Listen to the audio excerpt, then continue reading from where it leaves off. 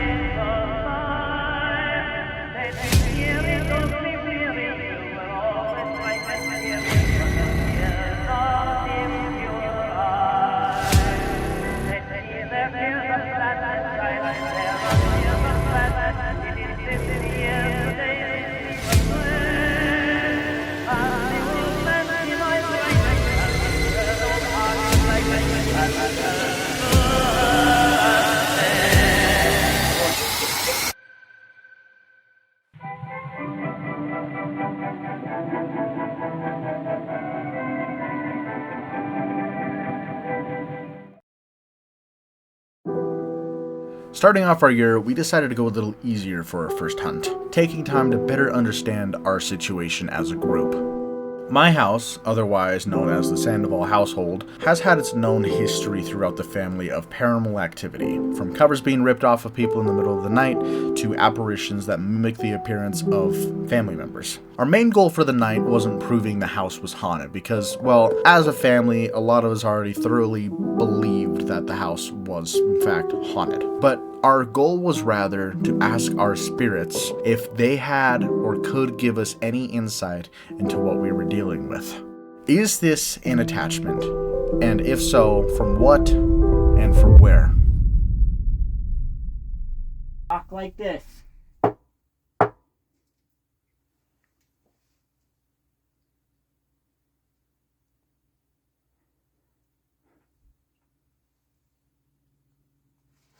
You heard that right? I'm not tripping. No, I don't know if the camera picked that up. I'm not tripping, but you heard it? Talk like this.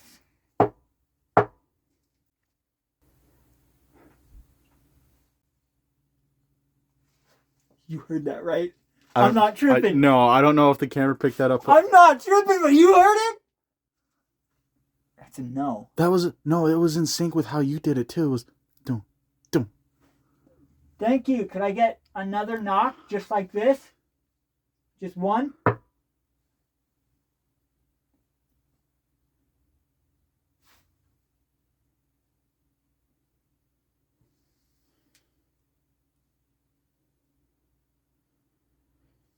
All right. Well, tonight,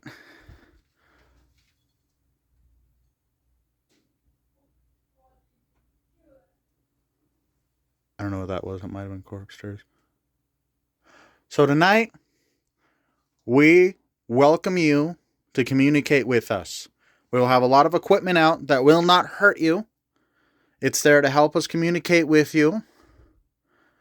We want to hear from you. We want to know your story, all right? So we welcome you to come with us upstairs or even down here later tonight to talk, all right?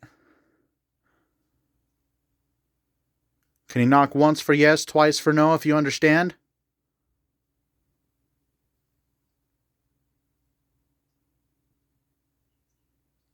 I was upstairs. That's the headset. I don't know if that was a knock or what it was, but... Can you knock like this?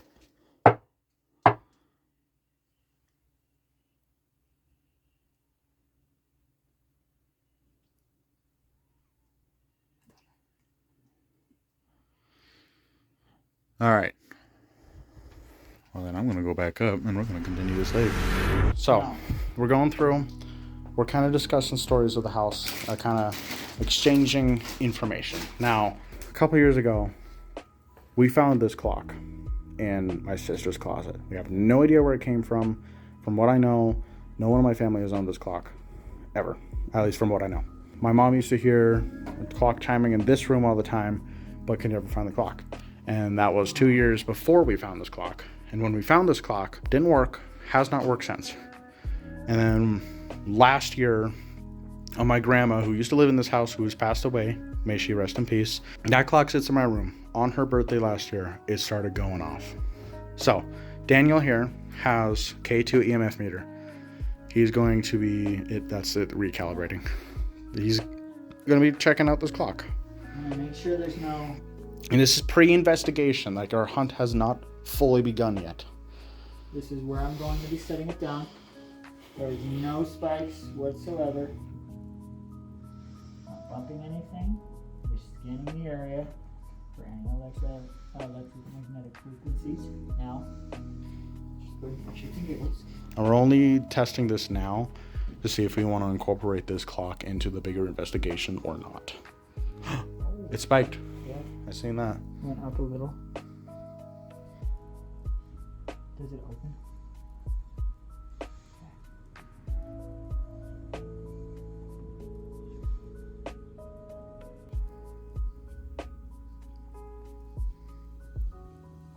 That's that clock. Okay.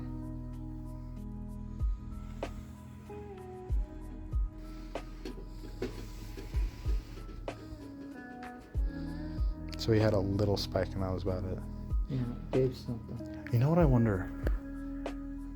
Because like I said, doing our research, the only death that's in this house is, can't remember his name from the top of my head, but there was one death in this house. It was the original owner.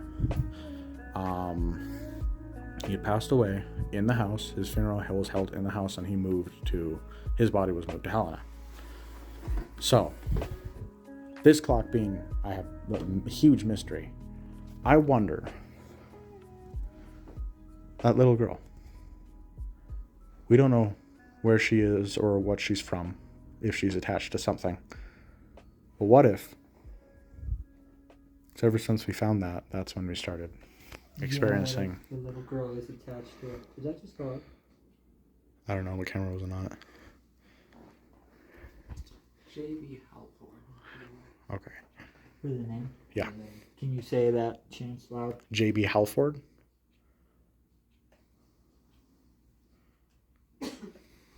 Are you connected to the little girl in this house?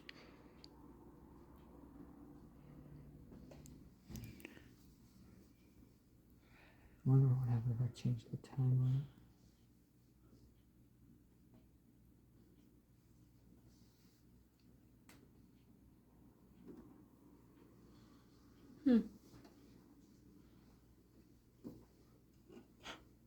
Did that just go off a little bit? I think I can't tell. So, what we're going to do, we're going to all sit down in the living room. We're going to discuss this house real quick before we start doing anything serious. And we're going to do this on camera this time. So, let me get stuff set up. Alright, so we're here at my place, Sandoval House. We've been planning this hunt for quite a long time now. How are we feeling tonight? Good. Good. High energy, high spirits. Excited because we've been wanting to do this a long time. Proper one. The last hunt we did, proper hunt, was back in Halloween of last year. So it has been A couple months. almost 6 5 months. months, 4 months, 5 months almost. So this is going to be kicking off our 2026 year. Our biggest goals that we're going to be picking out is attachments. Is something attached to us as a group or us as an individual? We're going to be mostly trying to figure out more of the story of this house from the spirits itself. The biggest thing is these spirits, the mimic as we like to call it, are not here to hurt us. So please don't threaten them in any sort of way, fashion, anything like that. So I feel like it'd be good to go over some stories because we were already talking some stories about this place. As said, the little girl, I'm not sure about this, but that clock, I don't know why I didn't think about it until today, but there's a good possibility she could be connected to it. The mimic is mostly in the kitchen, but can wander the whole house, can take any shapes or forms, can use our voices. We've seen this numerous times in this house alone, but we've also seen it in our previous hunts. For example, the mimicking of Daniel's voice in the Norris-Nielsen Ghost Hunt from last year. Another mimic, I can't remember whose voice it was that mimicked exactly, from the Johnson house of the year before that. But I'm wondering, it just makes me wonder if this mimic is mostly lying dormant but following us. Maybe me. So, main things that we're going after is trying to figure out if there's an attachment on us. Is there any questions, comments, or concerns about this hunt? No, not that I can think of. I feel like this one would be pretty safe Okay. against every other one. Yeah. I think the biggest things we're going to be looking out for is the effects that your house has on us. Yeah. Because it seems like ever since we did the Norris-Nielsen Ghost Hunt last year, which do keep in mind is now 1 year and 2 years, or 1 year and 2 days ago from this very date, we have all been affected in some sort of way. So safety is going to be a huge, huge portion of these next few hunts, including this one. So we're going to also be kind of getting some answers to see if something has followed us, something has attached to us from your house.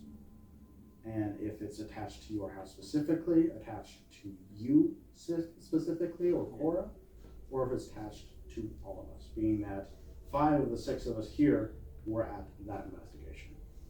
So, If there's an attachment, that's bad. Good footage, but bad.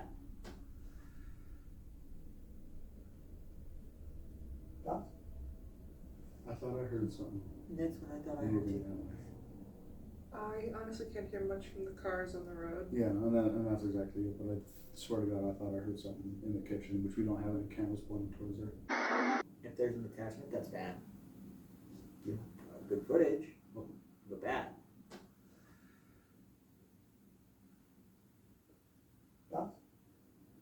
I thought I heard something That's what I thought I heard moving too. that way.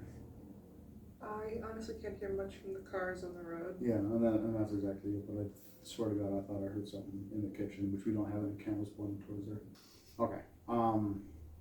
So this is for the spirits of this house, the mimic, the lady in white, if you can hear me, the little girl that I keep saying. We invite you to speak with us tonight, to make yourself known, to do whatever you want. We are all here to communicate. I would rephrase that. We are not here to harm you. We are here to connect with you. We do not want you guys following us after this. But tonight, while we are in this house, you are welcome to communicate with us, and we encourage you to communicate with us through any of my equipment in there. None of that equipment is there to hurt you. We are not here to hurt you. We are only here to listen to you, to ask you questions, and to hopefully get some answers. Anything else that you guys would like to say towards either the spirits of this house, to anybody here in this room? No possession. Yeah, No you are possession. not allowed to follow us or attach yourselves to us. We will communicate with you, but we intend to do it safely and respectfully, and we hope that you will do the same. How about we hear some history in the house? Yeah, history. So starting off in 1889, the house was constructed. Looks like 1908, so about 30 years later, the owner of the house, J.B. Halford, passes away. 1923, Mary Bertolago, yeah. Moves in temporarily before moving to Washington. 1925, so 2 years later, Barbara Gino moves in. Same year, Pro August Oland moves in with Madame Thomas. Held circles every Monday.